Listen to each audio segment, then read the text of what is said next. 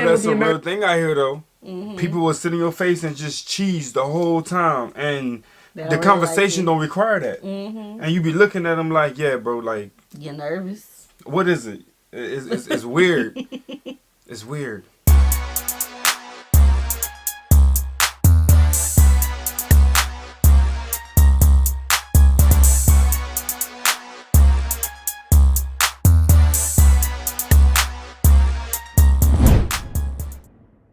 What's good, y'all? It's the Demouchet REACT, and we're back with another video. Who we got today, C? Today we're back with another American reaction. Super excited about this video, guys. If you're new to us And we're new to you, make sure you scroll down, hit that subscribe button, and turn on the post notification bell, because we're on the road to 100K. And we cannot get there without you guys, all right? Join the family. Without further ado, let's get into the video. American bread, American bug attacking our country? Why do we call these things American when for American they don't need that adjective? Well, let us explain. Hi there, I'm an honest guide here in Czech Republic in Europe, and this is my favorite series we have on our channel, which is Cultural Differences. And why do we sometimes use the adjective American to things that are not necessarily American? Let me give you a first example, and that would be a fridge. This fridge right here, even though it was made in Korea, is actually American. Or if I want to go buy it, if I go online, I will go into the section or into the aisle that says American fridge. Oh, wow. Now you in US would refer to it as the side-by-side. We call it American, mainly because it's big and because it has the side-by-side door. So this... Or we just call it refrigerator. Yeah, just refrigerator. Or icebox. Icebox if you're down south. Yeah. But, Have you ever called it the refrigerator- side-by-side before? Girl, if you don't go in that side-by-side, give me a drink. No. I've never, nah. No, that refrigerator, I don't like that one. That The one, side-by-side? yeah, well, the one that he has, it's a little small, Yeah, I get but he that. thinks it's big. It's an American refrigerator. Everything is kind of bigger in America, right? I guess all them different compartments. Just give me one. So is that Top, bottom. so is he saying that in a positive way when you guys say, I don't want the American fridge? Oh, what do y'all think? Yeah, Is how's it a positive that? thing? Right. Because we know y'all be picking on us. Mm-hmm. we refer to as the American fridge because one half of it is fridge, the other the half label. is a freezer. Okay. But here is the funny part. This we I still like that refer one. to as the American the fridge. freezer It's at in the the bottom. American fridge's I aisle. like what the But the refrigerator top is about. part Yeah, is that's the one only I a like. fridge. The bottom is freezer. So in US, they actually refer to this as the French door fridge. Right. French doors are now the most popular style of refrigerator, so that demand also brings up the price a little bit. Samsung, Korean. Samsung, Korean. It was made in Korean. Why Korean. don't So keep much it for America, one huh? way, I guess. Now let's stay with these box-shaped objects that we refer to as American, but let's move from the fridge to a coffin. Yes, if somebody dies here and you want to get them a coffin, you can go to the funeral home and say, I want an American coffin. Yo. Now the difference... I'm scared to know what y'all coffins look like then. Yeah, because, yo. American coffin. So is that on the label too? Like the refrigerator? I hope not. I hope not. It probably is. They said an American coffins, y'all. Learn something new In every Europe. is that the regular coffin would be cheap and made out of cheap plywood, but the American is like solid, big, and has that opening where you can look at the that, dead okay. person. Now in US, you'd refer to that as a casket. I actually didn't know the difference between a coffin and a casket. I thought they're synonyms, but the difference is that this is what a coffin looks like, and this is what a casket looks like. But we, to your casket, would refer as the American coffin. Now, the only reason I can think of to get an American casket here is if you want to have a funeral with the open casket, which I've actually never attended, never heard of, or never been to in our country. So I guess that's mainly an American thing. That's... Oh, y'all haven't been to a funeral where there's an open casket. Okay. Oh. Okay, so that makes sense. That adds to the reason why it's called an American casket. Okay. Or coffin. So, no one gets a chance to see their loved one in the coffin? So it's just closed coffins. And why? Like, what is like the history behind it, or the, y'all just don't want to see? Yeah, talk about that. Let us know Because why they do that. should we react to a no, I don't want to react to a funeral. I couldn't even get it out. I'm just saying, like, we have in our funerals, we have, it's a culture. Mm-hmm. It's a culture. It is. Yeah. Okay. Why, therefore, you would go to get an American coffin. Since we're already in the horizontal position, let's move from a coffin to a bed. More specifically, the American bed. Oh, you want to wake up like an American movie? Well, I'm actually quoting IKEA, the Swedish seller of furniture. And they sell American beds here. I mean, they sell regular beds as well. But what is an American bed? Well, it's a bed with the box spring base. Now, I didn't really know what the differences are, but there's a platform bed and a box spring bed. So the box spring bed we refer to as the American bed. In general, we're usually talking about something that's larger and quite a bit higher. Now, this is a regular potato, and this is American potatoes. No, come on now. Hold up. No, look at Before us. we get Look at on us. that. The uproar. Right, before we do that, when it comes to food now, we look, where we from, we make things from scratch, okay? We don't like potatoes, instant potatoes and all that stuff. But you shouldn't be using that. But you know what? I gotta be honest. I used it before I knew how to cook. That's normal. That's before fair. I knew how to cook. Yeah. I mess up everything in the box, so it I came out a little like soupy. I like my potatoes, man. Yeah. Yeah. Cut up. What was the thing we was just on? Which one? The bed. Yeah. So y'all beds, how are y'all beds? I feel like it's lower. Low platform type beds? It's lower. Okay. To the floor. All right, let's get on this food, child.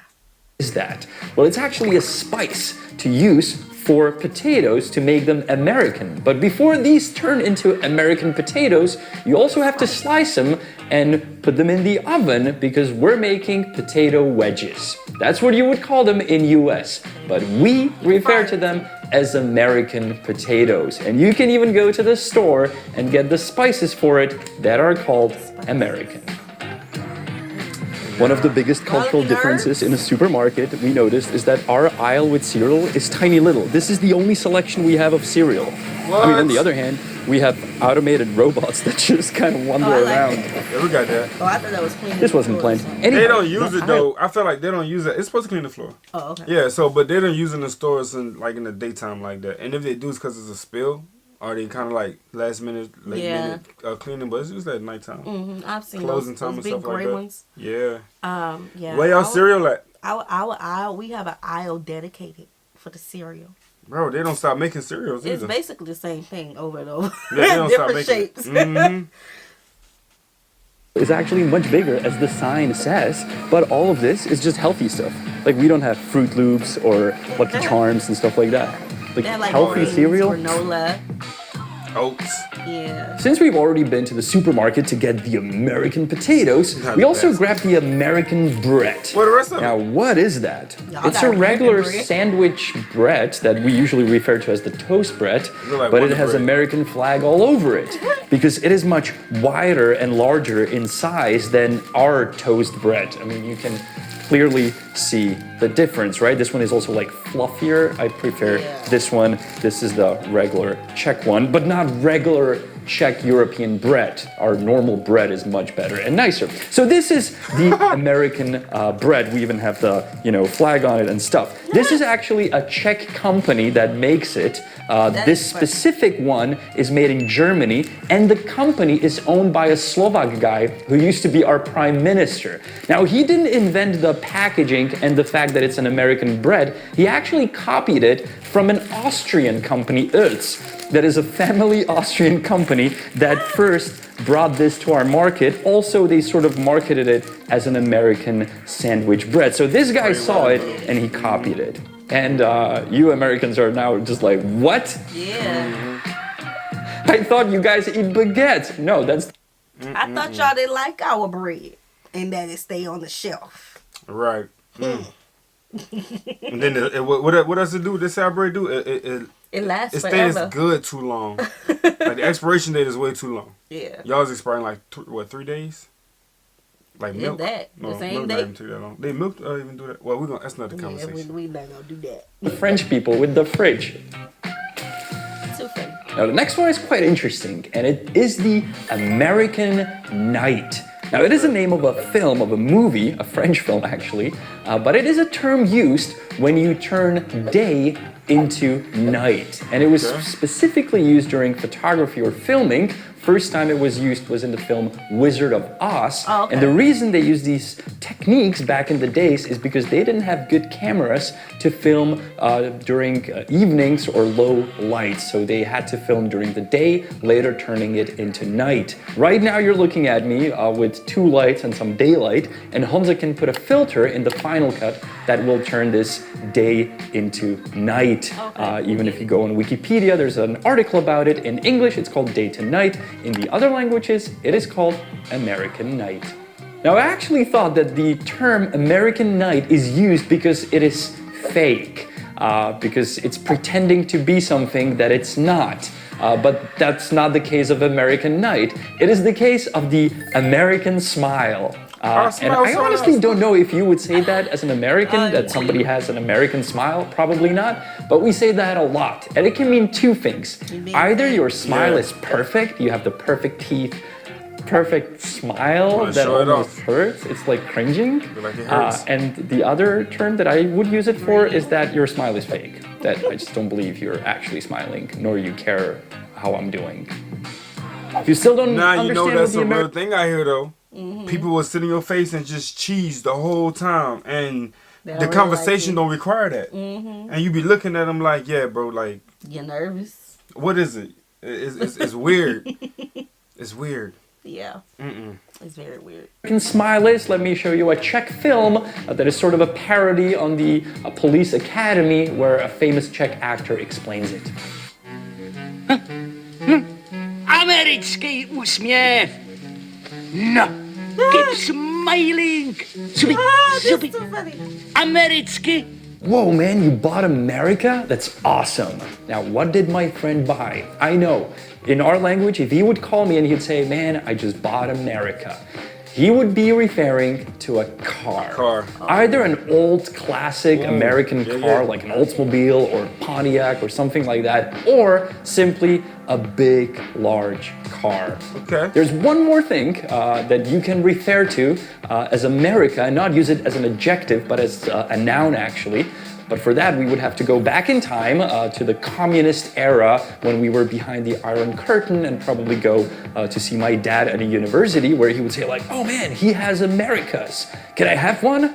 And obviously they were referring to cigarettes that were very special if somebody got their hands on American brand cigarettes. or American something special, cigarettes. and they would not refer to them as whatever the brand was, but as Americas. Oh, American. American.